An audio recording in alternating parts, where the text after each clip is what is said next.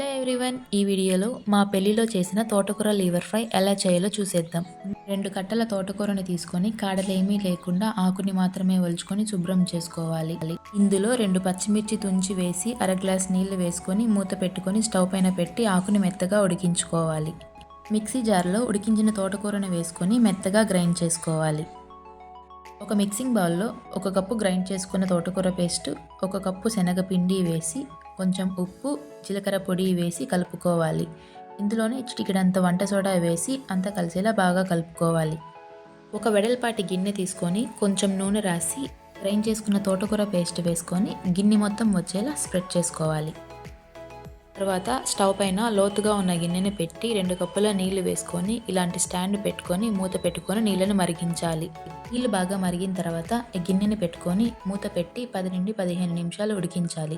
ఇది సరిగ్గా ఉడికిందో లేదో ఒకసారి టూత్ పిక్తో చెక్ చేసుకొని బయటికి తీసుకొని పూర్తిగా చల్లారనివ్వాలి. ఇది చల్లారిన తర్వాత ఇలా చిన్న ముక్కలుగా కట్ చేసుకొని ఒక ప్లేట్లోకి తీసుకోవాలి. తర్వాత స్టవ్ పైన ప్యాన్ పెట్టుకొని ఆయిల్ వేసుకొని ఈ తోటకూర ముక్కలు వేసి బాగా ఫ్రై చేసుకోవాలి. ఈ విధంగా ఫ్రై అయిన తర్వాత ఒక ప్లేట్లోకి తీసుకొని పక్కన పెట్టుకోవాలి. తర్వాత అదే ప్యాన్లో కొంచెం నూనె వేసుకొని జీలకర్ర, 2 పచ్చిమిర్చి చీలికలు చిన్నగా కట్ చేసుకున్న ఒక ఉల్లిపాయ వేసి వేయించుకోవాలి. ఇందులో అల్లం వెల్లుల్లి పేస్టు, పసుపు, కరివేపాకు, రుచికి సరిపడా ఉప్పు వేసి వేయించుకోవాలి. తర్వాత చిన్నగా కట్ చేసిన ఒక టమోటా వేసి మెత్తగా మగ్గించుకోవాలి. తర్వాత కారం, ధనియాల పొడి, గరం మసాలా వేసి వేయించుకొని ఫ్రై చేసుకున్న తోటకూర ముక్కలు వేసి బాగా కలుపుకోవాలి. ఈ తోటకూర ముక్కల్ని 5 నిమిషాలు మీడియం ఫ్లేమ్లో పెట్టి ఫ్రై చేసుకొని లాస్ట్లో కరివేపాకు, కొత్తిమీర వేసి కలుపుకొని స్టవ్ ఆఫ్ చేసుకుంటే ఎంతో రుచికరమైన తోటకూర లివర్ ఫ్రై రెడీ.